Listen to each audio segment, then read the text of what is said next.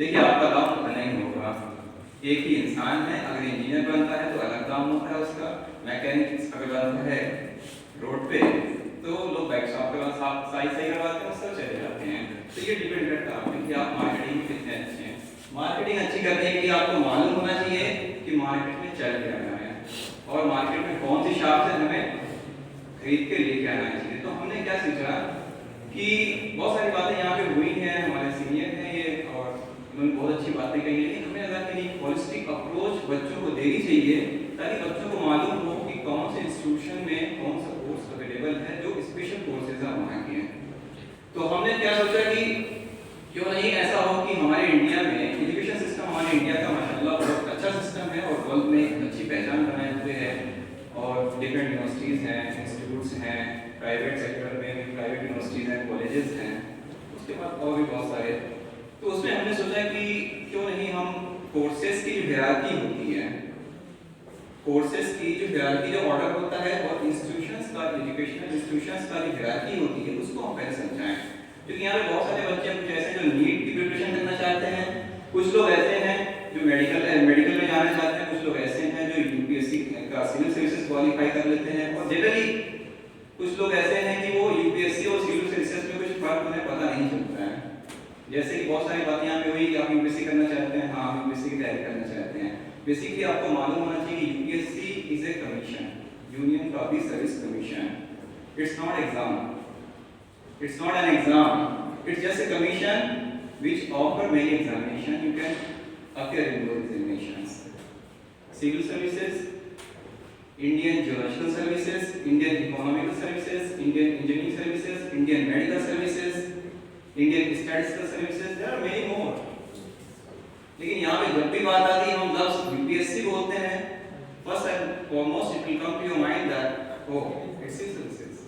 No, आप खाली civil services में डीएम नहीं बनते हैं, आप एसपी भी बनते हैं, आप अदर जो यूनियन टेरिटरीज हैं जैसे पौंडीचेरी है, दीव दमन है और भी क्या बोलते हैं आपके अभी तो खैर जम्मू एंड कश्मीर जो है अलग, लद्दाख अलग यूनियन टेरिटरी, तो यहाँ के आपके अलग अलग कोर्सेज मिलती हैं आपको। लेकिन हमारे माइंड में क्या होता है कि हम खाली डीएम बनेंगे, डीएम नहीं बन पाए तो या तो सीएम बनने की दौड़ में लग जाते हैं या फिर बैठ जाते हैं। है तो हमने सोचा कि होलिस्टिक अप्रोच आपके माइंड में होनी चाहिए। तो हम आप सब लोगों को कोर्सेज की जो हायरार्की वो मालूम है कि पहले आप फर्स्ट क्लास के स्टैंडर्ड से शुरू करते हैं, आप 5th में आते हैं, 5th के बाद 8th में आते हैं, अपर प्राइमरी के बाद आप हाई स्कूल में आ जाते हैं, हाई स्कूल के बाद आप +2 कर लेते हैं, +2 के बाद आप ग्रेजुएशन करते हैं। ग्रेजुएशन में जनरली जो कोर्सेज होते हैं उनको बी से स्टार्ट किया जाता है, बोला जाता है bachelor of arts, bachelor of science, bachelor of commerce, bachelor of this and that, right. MBBS का फुल फॉर्म किसी को मालूम है? एमबीबीएस का फुल फॉर्म किसी को मालूम है? जी बताइए, खड़े हो जाइए। Bachelor of medicine and bachelor of surgery. Correct, very good, clap for this. तो हमें पता होना चाहिए जो बी से जो स्टार्ट होता है वो बैचलर होता है, उसे बोलते हैं अंडर ग्रेजुएट कोर्सेज। उसके बाद जो एम से शुरू होता है master of arts, master of science, master of commerce, अलग अलग है ना। उसी तरीके से एमबीबीएस के बाद मास्टर कोर्स क्या होगा आपको मालूम है कुछ? MSMD, very good, claps for this. It looks like he is very much interactive, he is known to that those things. तो ये बातें हैं, तो हायरार्की आपको समझ में आती है। मास्टर प्रोग्राम के बाद आपके पास क्या आता है कोर्स? पीएचडी। पीएचडी का फुल फॉर्म मालूम है किसी को? Doctor of philosophy, right, very good. So आपको कोर्सेज की हायरार्की मालूम है, लेकिन इसी तरीके से हमारे इंडिया में जो एजुकेशनल इंस्टीट्यूशंस हैं उनकी भी हायरार्की है। हमारे इंडिया में गवर्नमेंट ऑफ इंडिया ने, पार्लियामेंट ऑफ इंडिया में एक्ट पास किया जिसे बोलते हैं institutes of national importance, right, institutes of national importance. तो हमारे यहाँ हायरार्की क्या है कि सबसे पहले हम हायरार्की में सबसे टॉप पे क्या रखते हैं? प्रीमियर इंस्टीट्यूट्स को। वो कौन से हैं? Institutes of national importance. उसके बाद हमारे क्या आते हैं? Central universities. फिर उसके बाद क्या आते हैं? स्टेट गवर्नमेंट की यूनिवर्सिटीज। फिर चौथे नंबर पे आते हैं प्राइवेट यूनिवर्सिटीज, राइट। ये हायरार्की है जो हम चूज करते हैं।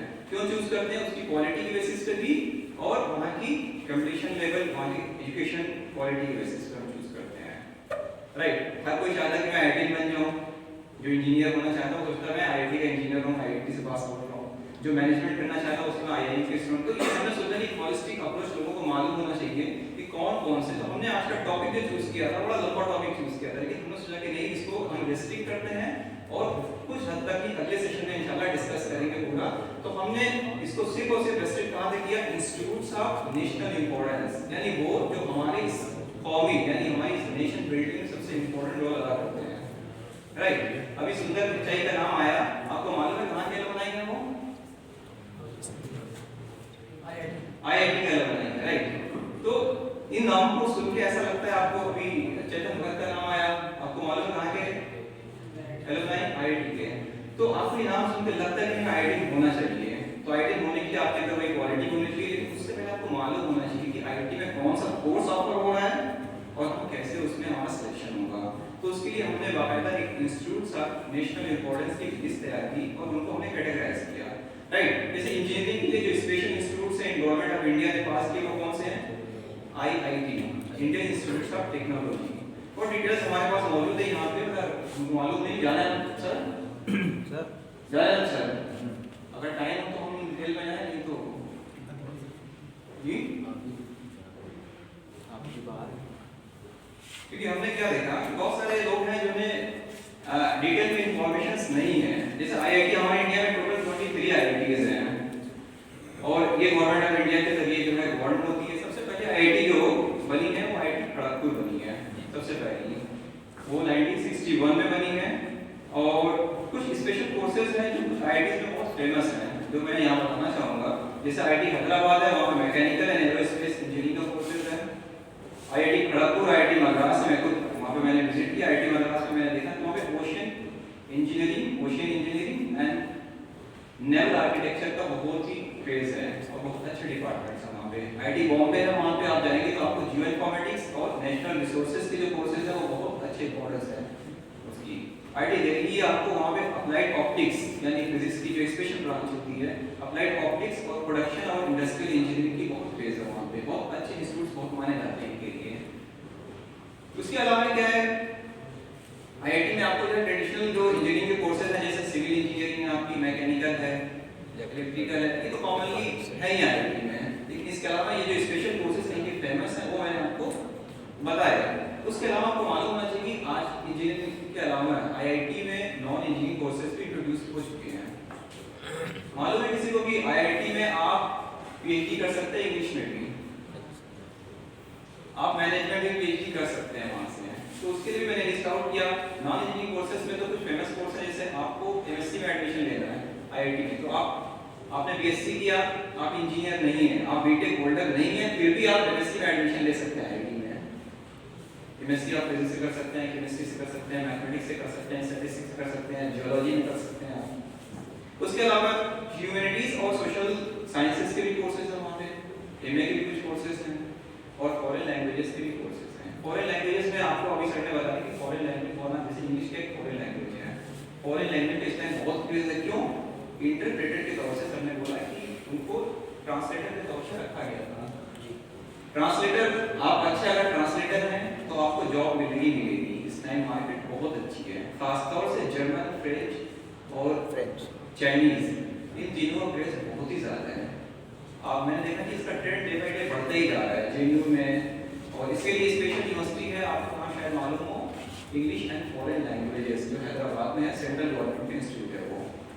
राइट, मैं की बात कर रहा हूँ इंस्टीट्यूट्स ऑफ नेशनल इंपॉर्टेंस की। तो अभी मैं वहीं अपने आप को रेस्ट्रिक्ट करता हूँ, इंशाल्लाह फिर किसी सेशन में तो हम बात करेंगे उस पे। मैनेजमेंट के कोर्सेज हैं। अब बात आती है कि हम आईआईटी में एडमिशन की प्रोसेस क्या है, हम कैसे आईआईटी में हाउ टू वेरी आईआईटी। तो आईआईटी में आप कैसे करेंगे, अगर आप एंट्री ग्रेजुएट कोर्सेज में जाना चाहते हैं यूजी कोर्सेज में, तो आप जेईई के थ्रू जाएंगे, जिसमें पहले आपको मेंस देना होगा, मेंस के बाद आपको एडवांस देना होगा। राइट, अगर आप पीजी में जाना चाहते हैं, आमतौर से लोगों को मालूम होता है कि आईआईटी के यूजी कोर्सेज में कैसे जाएंगे, लेकिन पीजी कोर्सेज और पीएचडी कोर्सेज के बारे में नहीं मालूम होता है। तो पीजी कोर्सेज में दो तरह के कोर्सेज हैं, एक तो नॉन इंजीनियरिंग वाले और दूसरे जो आप हैं वो इंजीनियरिंग वाले। अगर आप एमएससी करना चाहें आईआईटी से तो आपको जैम एग्जाम देना होगा, joint admission test for masters. उसके अलावा फिर अगर आपको एमटेक करना है तो आप गेट देना पड़ेगा आपको, graduate aptitude test for engineering. लेकिन अगर आपको पीएचडी करनी है तो आप गेट के बेसिस पे भी जा सकते हैं। अगर आप नॉन इंजीनियरिंग बैकग्राउंड से हैं, अगर आप इंजीनियरिंग बैकग्राउंड से हैं तो भी आपको गेट जरूरी नहीं है। तो फिर अगर आप नॉन इंजीनियरिंग बैकग्राउंड से हैं आपको गेट देना होगा और उसके साथ आप यूजीसी सीएसआईआर का अगर आप जेआरएफ क्वालिफाइड हैं तो भी आप पीएचडी में एडमिशन ले सकते हैं। उसके अलावा आप हमने बोला कि जैसे कुछ और कोर्सेज हैं जो नॉन ट्रेडिशनल कोर्सेज है, लोगों को इतना मालूम नहीं है, जैसे यूसीईईडी एग्जाम होता है, उसका फुल फॉर्म होता है कि under graduate common entrance exam for designing. अगर आपको डिजाइनिंग में कुछ कोर्स करना है आईटी के अंदर तो भी आप आईआईटीएन बन सकते हैं। ये मत सोचिए कि खाली टेक्नोलॉजी से बने तो भी आईआईटीएन होंगे, राइट। इसी तरीके से एग्जाम होता है HSEE humanities and social science entrance examination. उसमें भी आपको आईआईटी से अगर ह्यूमैनिटीज और सोशल साइंस में अगर आपको कोई कोर्स करना है तो आप उस एग्जाम को क्वालिफाई करेंगे। तो ये बात हुई आईआईटी के बारे में। अब मैं आ जाता हूँ आईआईएम के बारे में। आईआईएम की जब बात आती है इंडियन इंस्टीट्यूट ऑफ मैनेजमेंट, हमारे इंडिया में टोटल 20 आईआईएम्स हैं, 20 आईआईएम हैं। ये जो है गवर्नमेंट ऑफ इंडिया का एक एक्ट था, Indian institute of management act 2017, जो कि मिनिस्ट्री ऑफ एजुकेशन के अंडर में आता है। ये मैं एक चीज क्या देख रहा हूँ कि यहाँ पे जितने लोग बैठे हुए हैं, सर भी यहाँ बात कर रहे थे, तो बहुत सारे अच्छे पॉइंट्स सर ने बोले हैं जो लोगों के दिमाग में तो होने ही चाहिए, खासतौर से कॉपी में भी वो पॉइंट्स होने चाहिए। लेकिन यहाँ पे लोगों के पास कॉपी नहीं है। अक्सर लोग ऐसे हैं ना जिनके हाथ में पेन है, उनके हाथ में कॉपी भी नहीं है। तो ये कोर्सेज मैं बता रहा हूँ, कम से कम जो की पॉइंट्स हैं वो आपके माइंड में होने चाहिए। मैंने कहा कि आपके पास अगर हॉलिस्टिक अप्रोच नहीं है तो आपका रास्ता डिफिकल्ट होगा, you will be difficult definitely.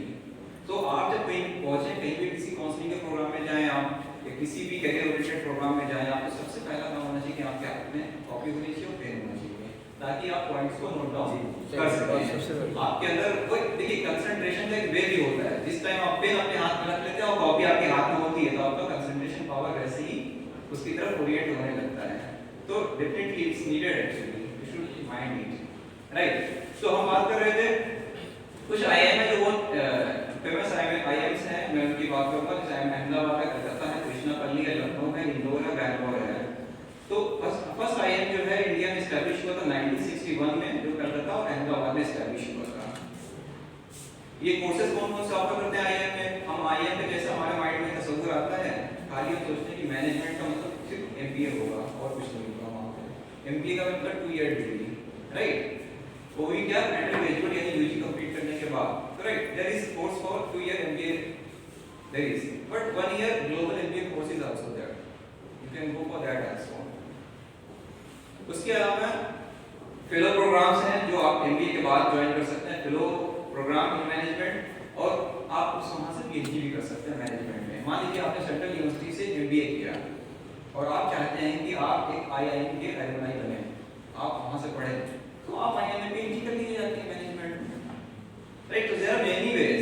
मान लीजिए बोलते हैं एक वर्ड, एक फ्रेज बोला जाता है, जब जागो तब सवेरा। तो किसी भी स्टेज पे आप जाते हैं तो वहां सवेरा है, बस ये है कि सुबह उम्मीद में आप जागें। सुबह उम्मीद आपके दिमाग में होनी चाहिए कि उठे हैं तो उम्मीद के साथ उठे हैं। तो ये कोई डिफिकल्ट नहीं है, आप कहीं से भी अपना वे टर्न कर सकते हैं और कहीं भी जा सकते हैं। बट ये है कि आप अपने टाइम को उतना बचा सकें। ये नहीं सर ने बोला कि 40 इयर्स हो गए आप क्या नींद से देंगे, नहीं, ऐसा नहीं होता है। तो एनआईआर रैंकिंग में जो है कुछ टॉप आईआईएम्स हैं जो मैंने आपको बताया, अहमदाबाद है, कलकत्ता है, बैंगलोर है, लखनऊ है और कोझिकोड है। इनका एडमिशन की प्रोसेस क्या होती है? एडमिशन की जो प्रोसेस होती है, एमबीए में अगर आपको ये एमबीए प्रोग्राम में जाना चाहें तो आपका कैट है, कॉमन एप्टीट्यूड टेस्ट, पहला स्टेज होगा। जैसे आप कैट क्वालीफाई करते हैं तो फिर आपको जो इंडिविजुअल आईआईएम्स हैं वो अपने रिटन एग्जाम या जीडी, अलग-अलग वो है बेस है उनके, जीडी करा लेते हैं, कहीं रिटन एग्जाम भी कराते हैं और उसके बाद फिर आपका पर्सनल इंटरव्यूज होते हैं, उसके बाद आपका सिलेक्शन होता है। मान लीजिए कोई फॉरेन से आना चाहे हमारे यहाँ आईआईएम में एडमिशन लेने के लिए, तो भी अलग एग्जाम होता है, उसको जो होता है जीमैट, फॉरेन स्टूडेंट्स के लिए। उसके अलावा जो है आप प्लस 2 कर चुके हैं, जैसे हमने देखा लास्ट टाइम यहाँ पे एक साहब बैठे हुए थे जो कह रहे थे कि प्लस 2 के बाद हम बीबीए करेंगे, शायद वो आए नहीं या नहीं आया, बीबीए करना चाहते हैं आप, बीबीए करना चाहते हैं, बीबीए आप कहाँ से करना चाहेंगे?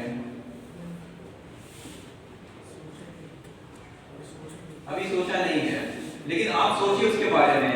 इवन आईआईएम में आप प्लस 2 के बाद भी एडमिशन ले सकते हैं, राइट। प्लस 2 के बाद भी आप इंटीग्रेटेड बीबीए प्लस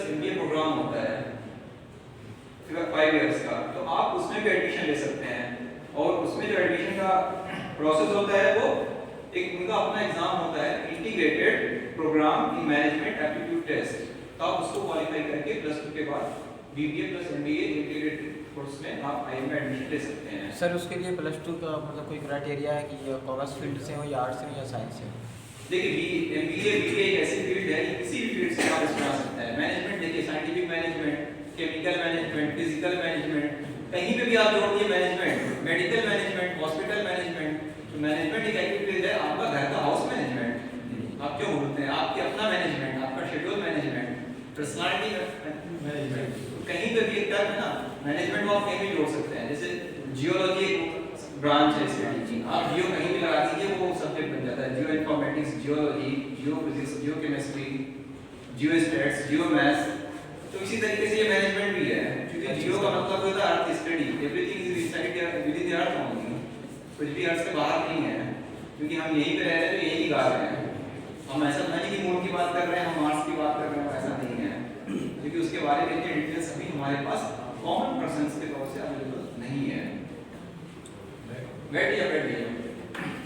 तो ये बात हमने कर दी आईआईएम्स की। अब हम आते हैं एनआईटीज पे। कितने लोग हैं जो एनआईटीज के बारे में जानते हैं, नेशनल इंस्टीट्यूट ऑफ टेक्नोलॉजी के बारे में जानते हैं? कितने लोग हैं जो पहली बार नाम सुन रहे हैं? बाकी लोग जानते हैं लेकिन आप नहीं सुन रहे हैं। अगर नहीं जानते कुछ लोग नोन है इसका मतलब, राइट। तो एनआईटीज जो है वो बहुत इंपॉर्टेंट है, जैसे आईआईटीज हैं उसी पैटर्न पे एनआईटीज भी हैं। एग्जैक्टली हमने क्या देखा कि 31 टोटल 31 एनआईटीज हैं हमारे इंडिया में। 1959 में रीजनल इंजीनियरिंग कॉलेज के नाम से बहुत सारे कॉलेजेस ओपन हुए हमारे इंडिया में। उसका पैटर्न वही था कि आईआईटी के पैटर्न पे उसको स्टेट लेवल का एक कॉलेज बनाया जाए, ताकि जो स्टेट के जो कॉलेजेस हैं उनका स्टैंडर्ड उसके साथ कंपेयर करके उसके स्टेट के जो कॉलेजेस हैं स्टेट गवर्नमेंट के उसको अपग्रेड किया जाए। This was the basic concept actually, क्योंकि हर जगह सेंट्रल गवर्नमेंट की अप्रोच इन पर्सन मुश्किल है। तो आईआईटी हर जगह हर डिस्ट्रिक्ट में आईआईटी नहीं बोल सकते ना, तो उसी लिए ये एनआईटी का कांसेप्ट आया था। तो रीजनल इंजीनियरिंग कॉलेजेस जो थे वो खोला गया 1959 में, सबसे पहला जो है एस्टैब्लिश हुआ था। उसके बाद 2002 में हमारी जो एमएचआरडी है, ministry of human resource and development, जो मिनिस्ट्री थी, उसने इस आरईसी को यानी रीजनल इंजीनियरिंग कॉलेजेस को एनआईटी में कन्वर्ट कर दिया, और उसका बेस जो बनाया वो आईटी का पैटर्न नहीं बनाया। आईटी में जो कोर्सेज ऑफर हो रहे हैं वही कोर्सेज एनआईटीज में भी ऑफर हो रहे हैं। जो प्रोसेस ऑफ एडमिशन जो है आईटीज के लिए, वही प्रोसेस ऑफ एडमिशन जो है वो एनआईटीज के लिए भी है, राइट। उसमें कुछ फेमस एनआईटीज हैं जिनके नाम मैं ले रहा हूँ। पुदुचेरी नाम मैं इस बार का इसलिए ले रहा हूँ ताकि आपके माइंड में वो नाम होने चाहिए, आपको पता होना चाहिए कि रियल हिंदुस्तान के अंदर कितनी आईआईटीज हैं, एनआईटीज कितनी हैं, कहाँ पे हैं। कुछ नाम आपके माइंड में रहेंगे तो आप सर्च करेंगे, आप जानना चाहेंगे उसके बारे में। जो जिस फील्ड में अप्रोच करना चाहेगा उसी फील्ड के बारे में वो इंस्टीट्यूट्स ढूंढेगा, और सबसे पहली प्रेफरेंस आपकी यही इंस्टीट्यूट्स होने चाहिए। यानी कौन से इंस्टीट्यूट्स ऑफ नेशनल इंपॉर्टेंस, सबसे हिरारकी सबसे टॉप पे यही आते हैं, इंडिया के प्रीमियर इंस्टीट्यूट्स होते हैं ये। तो एनआईटी पुदुचेरी है, इलाहाबाद है, भोपाल है, जमशेदपुर है, कृष्णापल्ली है, कैलकट है, राउरकेला है। सबसे पहला एनआईटी जो है एस्टैब्लिश हुआ था 1956 में रायपुर में। कौन से कोर्सेज ऑफर करते हैं ये? यूजी के कोर्सेज होते हैं 4 year BTech program, normal traditionally जो होते हैं, नॉन ट्रेडिशनल के होते हैं, जैसे सिविल इंजीनियरिंग, मैकेनिकल और इलेक्ट्रिकल, ये भी होते हैं। उसके अलावा और भी डिफरेंट कोर्सेज होते हैं। उसके अलावा 5 साल का 5 इयर्स का ये बीआर जो कोर्स है वो भी ऑफर करते हैं। और उसके अलावा आपने जनरली क्या सुना होगा, बीएससी, बीए, ये कितने ईयर का होता है? 3 ईयर प्रोग्राम होता है ना आमतौर से। लेकिन एनआईटी, अगर आप एनआईटी में जाते हैं तो आपको बीएससी 4 ईयर का प्रोग्राम मिलेगा। एक मतलब दिल्ली यूनिवर्सिटी ने कुछ साल पहले, हमको लगता है 6 या 7 साल पहले दिल्ली यूनिवर्सिटी ने ये प्रोग्राम 4 ईयर का बीएससी स्टार्ट किया, ग्रेजुएशन प्रोग्राम, लेकिन वो सक्सेसफुल नहीं था। बट अभी हमारा जो नई एजुकेशन पॉलिसी आई है, ये जो अभी उसमें फिर से इसको 4 ईयर कर दिया गया है। जैसी वो इंप्लीमेंट होती है वैसे ही 4 ईयर प्रोग्राम्स हो जाएंगे। उसके अलावा आप अगर पीजी में एडमिशन लेना चाहते हैं तो आप एमटेक कर सकते हैं वहां से। पीएचडी में जो है वहां से अगर आप पीएचडी करते हैं तो वहां पे आपको डॉक्टर ऑफ फिलॉसफी जनरली बोलते हैं, लेकिन आप वहां से पीएचडी करते हैं तो आप वहां डिग्री मिलेगी डॉक्टर ऑफ टेक्नोलॉजी की, अगर आप टेक्नोलॉजी में हैं तो बहरहाल ये वहां के कोर्सेज हैं। नॉन इंजीनियरिंग कोर्सेज में भी वहां पे साइंस के कोर्सेज हैं, जैसे बैचलर ऑफ साइंस है, एमएससी है, बीसीई है, एमसीए है, एमबीए है, ह्यूमैनिटीज एंड सोशल साइंस के स्टडीज भी वहां पे अवेलेबल है। जैसा कि मैंने बताया कंपैरिजन करके आईआईटीज और एनआईटीज का। और इनके एडमिशन की जो प्रोसेस है वो ऐसे ही जैसे आईआईटीज की, राइट। उसके बाद हम आपको ये सारे नाम तो आ गए। अब एक नाम है ट्रिपल आईटी, IIIT। नाम किसी ने सुना है ट्रिपल आईटी, IIIT? कभी किसी ने सुना है? Indian institute of information technology, कभी सुना है किसी ने? सुना है। तो इंडिया के अंदर टोटल 25 ट्रिपल आईटीज हैं, 25 ट्रिपल आईटीज हैं। ये क्या है? ये बेसिकली इंटरडिसिप्लिनरी टेक्निकल यूनिवर्सिटीज हैं। Interdisciplinary I am just making focusing on this word, interdisciplinary technical universities. Interdisciplinary का मतलब दो स्ट्रीम्स को मिला के किसी एक चीज को एक अप्लाइड पार्ट में इस्तेमाल करना, राइट। जैसे जियोफिजिक्स, जियोलॉजी एक अलग ब्रांच है, फिजिक्स एक अलग ब्रांच है, दोनों को मिला के जियोफिजिक्स बनाया और एक अप्लाइड कोर्स वहां पे जियोफिजिकल सर्वे, जियोफिजिकल वो लॉगिंग स्टार्ट कर दिया, तो अप्लाइड पार्ट हो गया। जैसे आपका मैनेजमेंट का एक अप्लाइड पार्ट है, आप मैनेजमेंट को कहीं भी अप्लाई कर दिए, राइट। हॉस्पिटल मैनेजमेंट में आप इस्तेमाल करिए, तो हॉस्पिटल जो है मेडिकल एक अलग फील्ड है, मैनेजमेंट एक अलग फील्ड है, दोनों को मिला के हॉस्पिटल मैनेजमेंट बनाया। तो ये चीज है। तो बेसिकली इनका जो काम था ट्रिपल आईटीज का, वो इंटरडिसिप्लिनरी जो कोर्सेज हैं, इंटरडिसिप्लिनरी जो सब्जेक्ट्स हैं, जो नीड है हमारी, उसको पूरा करना था। इंडिया की जो ये स्ट्रक्चर बना वो बहुत ही अच्छा स्ट्रक्चर है। आप इंस्टीट्यूट ऑफ नेशनल इंपॉर्टेंस को जब आप देखेंगे तो आपको फील होगा कि हमारे इंडिया का जो एजुकेशन सिस्टम है वो बहुत अच्छा डेवलप हुआ था, और most of the developments are in between second 5-year plan और 3rd-year plan, within second 5-year plan और 3rd 5-year plan, means within 1960s ये सब सारी चीजें हुई हैं, राइट। तो इसमें से 5 out of 23 triple ITs are established, funded and managed by ministry of education, government of India. 5 जो है 23 में से 5 ट्रिपल आईटीज हैं जो गवर्नमेंट ऑफ इंडिया मैनेज करती है। रिमेनिंग 20 जो ट्रिपल आईटीज हैं वो पब्लिक प्राइवेट पार्टनरशिप मॉडल पे काम करते हैं। पब्लिक प्राइवेट पार्टनरशिप मॉडल, यानी गवर्नमेंट भी उसमें इन्वॉल्व है, प्राइवेट सेक्टर भी उसमें इन्वॉल्व है, और उनके पार्टनरशिप में वो चल रहा है। ये ट्रिपल आईटी का एक पास हुआ था 2014 में, उसके जरिए ये गवर्नमेंट ऑफ इंडिया उसको गवर्न करती है। क्या क्या कोर्सेज वहाँ ऑफर होते हैं वो भी बताते हैं आपको। जो ट्रेडिशनल कोर्सेज है ऑलमोस्ट वो हर जगह अवेलेबल है, जहाँ पर टेक्नोलॉजी की बात आती है, जैसे सिविल है, मैकेनिकल है, इलेक्ट्रिकल है, ये तो अवेलेबल नहीं। तो बीटेक है आपके पास, उसके अलावा बैचलर ऑफ डिजाइन है वहाँ पे अवेलेबल। पीजी कोर्सेज में आप देखें तो आपका एमटेक है, मास्टर ऑफ डिजाइन है, एमबीए इन इंफॉर्मेशन टेक्नोलॉजी वहाँ पे अवेलेबल है। डुअल डिग्री के प्रोग्राम्स हैं जैसे बीटेक प्लस एमटेक भी वहाँ पे अवेलेबल है, और पीएचडी भी वहाँ पे अवेलेबल है। ये रिसर्च भी आ सकते हैं। कुछ स्पेशल कोर्सेज हैं जिनके बारे में बताना चाहूँगा जो स्पेशली वहाँ पे अच्छे हैं और वहाँ से आप कर सकते हैं। जैसे बीटेक एमटेक है इंफॉर्मेशन टेक्नोलॉजी में, वो ट्रिपल आईटी से बेस्ट होगा। बीटेक और एमटेक जो है स्मार्ट मैन्युफैक्चरिंग, वो आप वहाँ से कर सकते हैं। एमटेक इन डिजिटल कम्युनिकेशन, आपने देखा कि सर ने बोला है कि पहले कितना हार्ड था एक दूसरे से कम्युनिकेट करना, it was really hard, but now it's easy, but the communication level has increased. तो हर चीज आप आपने देखा इक्विलिब्रियम नहीं मिलेगी आपको, कहीं कुछ इंक्रीज हो रहा है, कुछ डिक्रीज हो रहा है, इक्विलिब्रियम में लाने के लिए या दोनों चीजें पैरेलली इंक्रीज कर रही हैं, क्योंकि इक्विलिब्रियम मेंटेन तवाज़ुन मेंटेन होती है, नेचर का एक फंडामेंटल नेचर है। कोई चीज डिस्ट्रॉय और प्रोड्यूस नहीं होती बल्कि कंजर्व होती है, एनर्जी का सिंपल सा लॉ है। तो उसके अलावा एमबीए है पब्लिक सर्विस मैनेजमेंट में।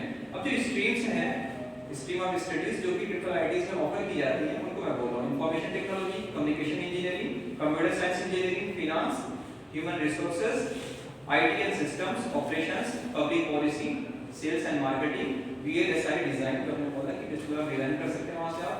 बिजनेस एनालिटिक्स, आप ये ब्रांच भी वहाँ पे अवेलेबल है, आप कर सकते हैं। अब ये एडमिशन की प्रोसेस क्या होती है वहाँ पे, कैसे हम how to way to triple ITs. तो यूजी अगर आप वहाँ से करना चाहते हैं तो जेईई का मेंस एग्जाम आपको देना होगा। जेईई के मेंस एग्जाम के बेसिस, जरूरत के बेसिस पे एक होता है, उसके बाद जो सेकंड ऑप्शन आता है वो आता है JOSAA, ज्वाइंट। नीट में भी अप्लाई होता है, आपके आईटीज में भी अप्लाई होता है, joint seat allocation authority counselling. तो उसके जरिए आपको सीट मिल जाएगी यूजी में, यानी मेन आपका जो होगा वो जेईई मेंस एग्जाम होगा। आप अगर एमटेक करना चाहें तो गेट के बेसिस पे आपका होगा सिलेक्शन कंपटीशन वहाँ पे, अगर आप MBA करना चाहें वहाँ से तो कैट का एग्जाम देना होगा आपको, अगर आप वहाँ PhD करना चाहें तो ट्रिपल IITs की इन हाउस अपना जो है कंपटीशन एग्जाम्स होते हैं और उनके पर्सनल इंटरव्यूज वो कंडक्ट कराते हैं, उनके बेसिस पे PhD के एडमिशन होते हैं। आई थिंक इट्स यूजफुल और नॉट? Yes. हाँ, ठीक। मैं सोच रहा हूँ कि ये सरप्राइजिंगली होलिस्टिक अप्रोच आपके माइंड में होना चाहिए पूरी तरीके से, आपको पता होना चाहिए कि हम कहाँ जा रहे हैं, क्यों जा रहे हैं, क्या और चीजें अवेलेबल है। ऐसा नहीं कि किसी को इंजीनियरिंग के बारे में मालूम ही नहीं, वो उसके मेडिकल के पीछे पड़ा हुआ है, किसी को डिजाइनिंग के बारे में मालूम ही नहीं है, वो खाली मेडिकल के पीछे पड़ा हुआ है। ऐसा नहीं होना चाहिए, आपको पता होना चाहिए कि आप क्या करना चाहते हैं, आपके अंदर एबिलिटी क्या है, आपके अंदर होता है एक सिंपल वर्ड मतलब कीड़ा किस चीज का है, तो वो पता होना चाहिए। लास्ट टाइम जब मैंने अपना लेक्चर दिया था तो मैंने बोला था कि आपको करियर का जो सेक्शन है, how to choose your career, that was my topic. तो I just delivered that there are 2 points, you can just think that first point is that, first factor is that what is the level of your concentration power. Second thing is what is the competition level in that particular field which you want to choose. आपका concentration power कितना है, extraordinary है कि ordinary है कि लो है, और जिस फील्ड में आप इंटर करने चाह रहे हैं वहां पे कंपटीशन लेवल बहुत हाई है, मीडियम है कि लो है। तो इन फैक्टर्स को जो है कंबाइन करके आप अपना कैरियर सेट करें। और मैंने पिछली बार एग्जांपल भी दिया था, एग्जांपल के तौर से मैंने पिछली बार बोला था कि अगर आप मान लीजिए एक नीट का एग्जाम बच्चे क्वालीफाई कर रहा है 4 साल 5 साल के बाद, प्लस 2 दोनों ने साथ में किया है, नीट जो है एक 4 साल 5 साल के बाद वाले एक ने नीट की प्रिपरेशन नहीं की, उसने सीधे बायोलॉजी से उसने किया था, पीसीबी से उसने किया +2, और पीसीबी से +2 करने के बाद उसने एक अंडर ग्रेजुएट कोर्स किया इसमें फिजियोथेरेपी में। क्या गारंटी है कि एमबीए क्वालीफाई करने के नीट क्वालीफाई करने के बाद एमबीबीएस करने के बाद वो 5 साल एमबीबीएस करने के बाद वो बच्चा वापस आए और उसको कंप्लीट करे जो फिजियोथेरेपी में सिर्फ अंडर ग्रेजुएट है? कोई जरूरी है? कोई जरूरी नहीं है। उस पे मैंने एग्जांपल भी दिया कि मान लीजिए आपने क्लिनिक खोली, अपनी क्लिनिक नहीं चली, लेकिन वो फिजियोथेरेपी वाला बंदा, क्योंकि आप देखें ना वक्त की डिमांड क्या है, वक्त की डिमांड ये है कि हम, मैं खुद पर्सनली मेरा अपना एक्सपीरियंस बता रहा हूँ कि पर्सनली मैं खुद दिन में कम से कम 10 घंटे कंप्यूटर पे बैठ रहा हूँ। I will be just like this and working and reading and writing because I have to write my thesis, I have to defend my thesis, I have to write my research articles, right? So इस field में आप हैं, वहाँ पे आपको Excel करना है, तो आपकी कंडीशन क्या हो रही है कि पूरे टाइम आप सिस्टम पे बैठे हुए हैं। सिस्टम पे आपको बैठने का मतलब कि आप बैठे हुए हैं, एक्सरसाइजिंग आपकी हो पा रही है, मेंटली आप बहुत स्ट्रेस्ड हैं, तो आपके मेंटल एग्जॉस्ट हो रहे हैं, फिजिकली एग्जॉस्ट नहीं हो रहे हैं आप। तो क्या डिसबैलेंस दोनों में क्रिएट हो रहा है, आपके बैक में प्रॉब्लम आ रही है, आपके कमर में प्रॉब्लम आ रही है, आपके हैंड्स में प्रॉब्लम आ रही है, तो आपको क्या जरूरत पड़ रही है? फिजियोथेरेपी, एक फिजियोथेरेपिस्ट की जरूरत पड़ रही है। अब डिमांड क्या वक्त की? एक फिजियोथेरेपिस्ट होना चाहिए आपके एरिया में, बीएमएस और एमबीबीएस के जो लोग हैं, तो उनकी क्लिनिक तो बहुत सारी थी, लेकिन फिजियोथेरेपिस्ट सिर्फ एक ही बंदा था। उसने पहले से दिमाग लगाया कि ये जो काम है ये चलेगा। अब बताइए दिमाग किसका सही था? फिजियोथेरेपिस्ट का। क्यों? क्योंकि मार्केट में सिंगल आदमी अवेलेबल है। तो ये डिपेंड करता है कि आप किस चीज को ऑफर कर रहे हैं, किस कोर्स को आप चूज कर रहे हैं और कहां से चूज कर रहे हैं, क्या क्वालिटी आपको मिल रही है वहां से। चलिए अब हमने बात कर ली टेक्नोलॉजी की, जिसमें हमने आईटी और एनआईटीज की बात कर ली, हमने बात कर लिया मैनेजमेंट के इंस्टीट्यूट्स की, इंस्टीट्यूट ऑफ नेशनल इंपॉर्टेंस में, जो कि हमारा आईआईएम था। अब हम बात करते हैं, हमने इंफॉर्मेशन टेक्नोलॉजी की बात कर ली जो ट्रिपल आईटी हमने बोला। अब हम बात करते हैं जो स्पेशली बनाया गया था साइंस एजुकेशनल रिसर्च के लिए। किसी को मालूम है कौन सा है? आइजर, Indian institute of science education research. आइजर का नाम सुना है लोगों ने? सुना है या नहीं सुना? जल्दी बताइए। देखिए यहाँ पे रेडियो टॉक नहीं होगी, यहाँ पे रेडियो टॉक नहीं होगी। रेडियो आप रख देते हैं, पहले क्या होता था, रेडियो रखती है यहाँ पे और आप रेडियो से पूछ नहीं सकते। आप रेडियो बंद तो कर सकते हैं लेकिन रेडियो से पूछ नहीं सकते आप। तो रेडियो टॉक नहीं होगी यहाँ पे, वन टू वन इंटरेक्शन होगा। जो भी आपको पूछना है आप पूछिए, जो बातें हम बता रहे हैं इसलिए बता रहे हैं ताकि माइंड आपका ओपन हो और आप इस भूत जो है ना, नीट, सिविल सर्विसेज और जो डिफरेंट और कॉम्पिटिशंस हैं इन आईआईटीज, इन भूत को, ये भूत है ना आपके दिमाग में, इससे भी ऊपर उठे आप। सोचिए कि नहीं कुछ और भी है, खाली इसमें ये नहीं कि हमारा आईआईटी में नहीं हुआ तो हम कुछ नहीं कर सकते, ऐसा अपने माइंड में नहीं आना चाहिए। इसीलिए हमने ये होलिस्टिक अप्रोच आपके सामने रखने की कोशिश की। देखिए बोलने के लिए बहुत कुछ था, बहुत मोटिवेशनल स्पीचेस मैं आपके सामने दे सकता था, लेकिन हमने सोचा कि नहीं, वे जो है वो डिफाइन होना चाहिए आपके सामने, अवेलेबिलिटीज आपके सामने दिखनी चाहिए। जैसे आप देखते हैं एडवर्टाइजमेंट आया, कितनी वैकेंसी है, 50 वैकेंसी, आपको दिख रहा है कि 50 वैकेंसी है, अगर हम अप्लाई करते हैं तो हमारे चांसेस हैं। अगर आपको वैकेंसी दिख ही नहीं रही है तो क्या आप अप्लाई करेंगे? अप्लाई करते हैं। तो ये चीजें आपको पता होना चाहिए। तो आइजर जो है Indian institute of science education and research, ये इंडिया का प्रीमियर इंस्टीट्यूट है, इंस्टीट्यूट ऑफ नेशनल इंपॉर्टेंस में आता है। बेसिकली ये जो बनाया गया था वो कॉलेज लेवल पे जो हमारी बेसिक साइंस की एजुकेशन है उसमें रिसर्च को इनपुट डालने के लिए, रिसर्च का इनपुट। आप क्या होता है बीएससी आप करते हैं, कभी आपसे बोला जाता है कि आप बीएससी की थीसिस तैयार करके दिखाइए, डिसर्टेशन प्रोजेक्ट तैयार करके दिखाइए, नहीं बोला जाता आपसे। तो आइजर स्पेशली इंट्रोड्यूस किया गया था ताकि आपका जो कॉन्सेप्ट, सर ने बोला कि लैंग्वेज का बहुत फर्क पड़ता है, basically I also agree with that, language का बहुत फर्क पड़ता है, लेकिन अगर आपके पास कॉन्सेप्ट सही नहीं है तो आपको कितनी भी लैंग्वेजेस आती हो, आपकी बातें सही नहीं होंगी, आपके जो है ना जो कोर्स आपका करियर है वो सेट नहीं होगा। तो आपके अंदर अंडरस्टैंडिंग होना जरूरी है। अंडरस्टैंडिंग आपकी अपनी जिस लैंग्वेज में, जिस लैंग्वेज को बेसिक सी बात है, आप उस लैंग्वेज को अच्छी तरीके से बोल सकते हैं जिस लैंग्वेज में आप सोच रहे हैं। आप हिंदी में सोच रहे हैं तो इंग्लिश में बोलेंगे तो ट्रांसलेशन बीच में आता है। तो बेसिकली आपको जो लैंग्वेज बोलनी है, you have to think in that language, you have to speak that language. अगर आप उस लैंग्वेज में सोच नहीं पा रहे हैं, you can not speak that language, fluent नहीं हो सकते आप उसमें। तो ये बेसिक समझता है। तो इसलिए जो आईडी, ये जो आइजर है, आइजर ने इस चीज को अप्लाई किया कि रिसर्च जो है एक बहुत इंपॉर्टेंट पार्ट है और हम उसको क्या करें, ग्रेजुएशन लेवल से ही, यूजी लेवल से ही बच्चों को उसमें इंट्रोड्यूस करते हैं। तो आइजर का कॉन्सेप्ट आया।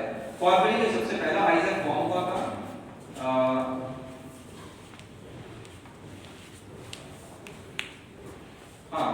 ये जो हुआ था, ये गवर्नमेंट ऑफ इंडिया ने जो इसको एस्टैब्लिश किया है वो national institute of technology science education research amendment act 2010 में अप्लाई किया था। उसके जरिए गवर्न होता है। टोटल 7 आइजर हैं इंडिया में, जिसमें से कोलकाता है, पुणे है, मोहाली है, भोपाल है, त्रिवेंद्रम है, तिरुपति है और ब्रह्मपुर है। ये कोर्सेज कौन कौन से ऑफर करते हैं? बेसिकली ये बीएस कोर्स है, बैचलर ऑफ साइंस, बीएससी और बीएस ऑलमोस्ट दोनों का फुल फॉर्म सेम होगा। इंजीनियरिंग साइंसेस में ये बीएस कोर्सेज ऑफर करते हैं। डुअल डिग्री का भी प्रोग्राम होता है इनका, बीएस प्लस एमएस प्रोग्राम होता है। ये जो अगर आप बीएस में या फिर क्या बोलते हैं डुअल डिग्री प्रोग्राम में आप जाना चाहते हैं बीएस प्लस एमएस में, तो उसके 3-4 तरीके हैं। एक तो वो होता है केवीपीवाई, किशोर वैज्ञानिक प्रोत्साहन योजना। एक ये होती है जो department of science and technology government of India की तरफ से उसका एग्जाम कंडक्ट होता है, इंडियन इंस्टीट्यूट ऑफ साइंस उसको कंडक्ट करता है। अब उसको क्वालिफाई करते हैं तो आपका एडमिशन आइजर में उसके जरिए हो सकता है, राइट। उसके बाद है जेईई के बेसिस पे, जेईई एडवांस के बेसिस पे आपका सिलेक्शन उसमें हो सकता है। तीसरा ऑप्शन जो है उसमें आइजर में एंट्री करने का वो है आप मेरिटियस स्टूडेंट्स अगर हैं आपके स्टेट और सेंट्रल गवर्नमेंट के जो बोर्ड्स हैं, एजुकेशनल बोर्ड्स हैं, जैसे हमारा यूपी बोर्ड है, सीबीएसई है, आईसीएसई है, इसके जो बोर्ड्स हैं अगर आप उसके मेरिटियस स्टूडेंट्स हैं, रैंक होल्डर्स हैं आप हैं, तो फिर आइजर आपको शॉर्टलिस्ट करेगा और आइजर का फिर अपना एग्जाम होता है IISER aptitude test. IISER aptitude आप क्वालिफाई करेंगे तब आपको JOSAA यानी joint seat allocation authority counselling में आपको अपियर होना होगा और फिर उसके बाद आपको फाइनली सीट मिलेगी। इसी तरीके से जो आइजर है वो पीएचडी भी ऑफर करता है। पीएचडी में एडमिशन पाने के इसमें आइजर में 2 तरीके हैं, एक तो गेट के थ्रू, दूसरा यूजीसी सीएसआई या जेआरएफ के थ्रू भी आप उसमें एडमिशन पा सकते हैं। अब लास्ट हमारा कोर्स हम बात करेंगे, लास्ट इंस्टीट्यूशन है जिसके बारे में हम बात करेंगे वो एम्स। ऑलमोस्ट सभी लोग जानते हैं एम्स के बारे में। जैसे ही एम्स का नाम हमारे माइंड सामने आता है तो हमारे माइंड में कौन से कोर्सेज आते हैं बताइए? एमबीबीएस जी, एमबीबीएस आता है। लेकिन ऐसा नहीं है, एम्स में सिर्फ एमबीबीएस ऑफर नहीं होता है।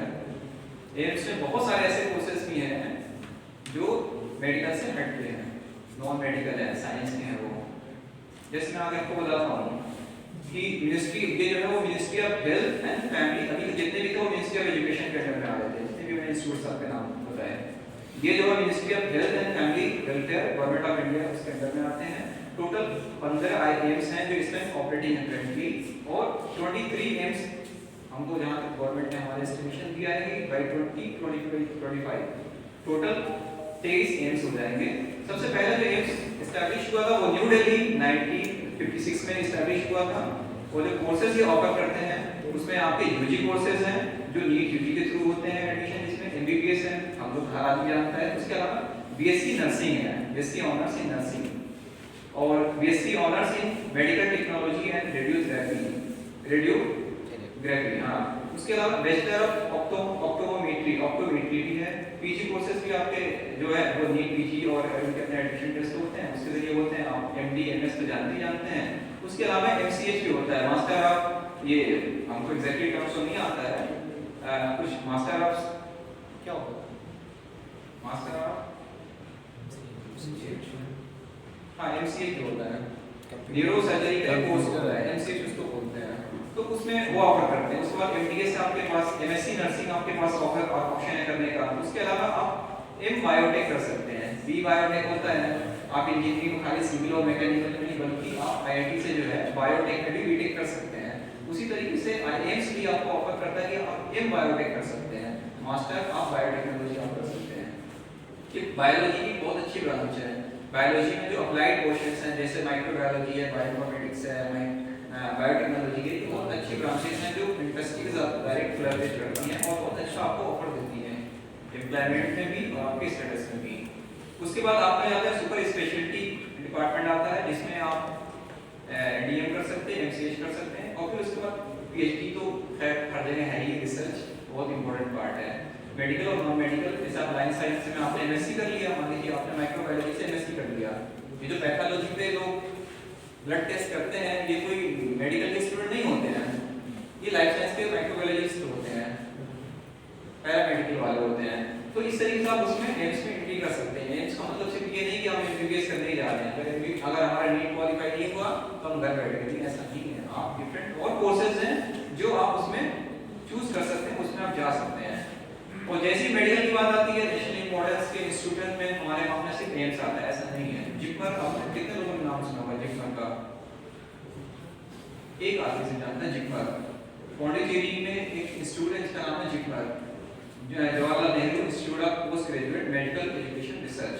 वो एम्स के बिल्कुल बराबर है। काउंसलिंग में जो हम कुछ तो लोग हम देखते हैं कि वो एम्स के बाद पहले ही जो है ऑप्शन डाल देते हैं वहां का, क्योंकि वहां पे जो हमने खुद क्योंकि पर्सनली पौंडीचेरी में 8 साल रहा हूं, तो हमने वहां पे देखा कि जो सेटअप है जिपमर का वो बहुत अच्छा है और उतनी भीड़ नहीं है जो आमतौर से यहाँ पे हमारे नॉर्थ इंडिया की एम्स में होती है। तो वहाँ पे लर्निंग का जो स्टाइल है, जो लर्निंग का बेस है और जो ऑप्शंस हैं, जो अवेलेबिलिटी है वो बहुत अच्छी है। इन सारी बातों के साथ मैं अपनी बातों को खत्म करता हूँ और ये कहना चाहूँगा कि आप जब भी अपना कोई कोर्स, क्योंकि मैं इससे ज़्यादा और बोलना नहीं चाहूँगा, सेंट्रल यूनिवर्सिटीज़ के बारे में बोलने का इतना टाइम नहीं। इंशाल्लाह नेक्स्ट प्रोग्राम में स्टेट लेवल की कौन सी यूनिवर्सिटी, बहुत अच्छी यूनिवर्सिटी है स्टेट लेवल पे भी आपको बहुत अच्छा परफॉर्म करेंगी, आपको बहुत अच्छे कोर्सेज ऑफर करेंगी। सेंट्रल यूनिवर्सिटी जो बहुत अच्छे कोर्सेज ऑफर करेंगी, लेकिन हमारे सामने जो फर्स्ट हियरार्की में पहला ऑप्शन आता है वो आता है इंस्टीट्यूट ऑफ नेशनल इंपॉर्टेंस का, जो मैंने आपके सामने रखा। इसमें बहुत टाइम लगेंगे, हम लोग थक भी रहे हैं, तो ज़्यादा कुछ बोलना मकसूद नहीं है। आपके जो क्वेश्चंस होंगे उसके आंसर्स हम इंशाल्लाह देंगे। अगर मान लीजिए कुछ ऑप्शन में हमको डाउट भी है तो हम आपको इंशाल्लाह देख के बताएंगे, उससे कोई दिक्कत नहीं है। बट ये कि आप कोई भी चूज करने से पहले आप अपने आप को एसेस करिए। सबसे पहले कि आपका कंसंट्रेशन लेवल क्या है, जिस फील्ड में आप इंटर करना चाहते हैं वहाँ पे कंपटीशन लेवल कितना है, फ्यूचर में कितना कंपटीशन लेवल हो सकता है, और दूसरी बात ये वो कोर्सेज कहाँ अवेलेबल हैं, प्रीमियर इंस्टीट्यूट्स कौन से हैं, फाइनेंशियली हम किस बैकग्राउंड से बिलोंग करते हैं। ऐसा ना हो कि हम प्राइवेट मेडिकल कॉलेज में जाना चाहें जबकि हमारा एडमिशन मेहनत करने के बाद एम्स में हो सकता है। तो एम्स की फीस और प्राइवेट मेडिकल कॉलेज या मेडिकल यूनिवर्सिटी की फीस बहुत डिफरेंस है। हमारे बहुत सारे जानने वाले हैं जो ईरान में एमबीबीएस कर रहे हैं। क्यों? क्योंकि यहाँ पे एमबीबीएस का कोर्स बहुत महंगा पड़ता है और उसके मुकाबले कुछ 20 टाइम्स 30 टाइम्स फीस कम होती है ईरान में। इंग्लिश में वहाँ पे भी होगा सीखने के चांसेस। जैसे हमारे यहाँ अच्छी यूनिवर्सिटीज़ हैं, बड़े पब्लिक सेक्टर या पब्लिक यूनिवर्सिटीज़ जैसे दिल्ली यूनिवर्सिटी या पौंडीचेरी है, सेंट्रल यूनिवर्सिटी, सारी पब्लिक यूनिवर्सिटीज़ हैं। तो अच्छी यूनिवर्सिटी है जो एमबीबीएस के कोर्सेज है, अलीगढ़ मुस्लिम यूनिवर्सिटी ऑफर कर रही है। अगर मान लीजिए किसी फॉरेन कंट्री का कोई अच्छी यूनिवर्सिटी, इस तरह पब्लिक यूनिवर्सिटी आपको कम प्राइस में कम फीस में कोर्स ऑफर करके तो आप जाएंगे ही जाएंगे। 70 लाख रुपए यहाँ लेके एमबीबीएस करेंगे, वहाँ 20 लाख में एमबीबीएस हो जाएगा, राइट। तो ये चीज़ें हैं। तो चूज करने से पहले इन सारे फैक्टर्स को अपने ध्यान में रखिए, तो इंशाल्लाह आपका जो सिलेक्शन होगा वो बेस्ट होगा। Thank you very much.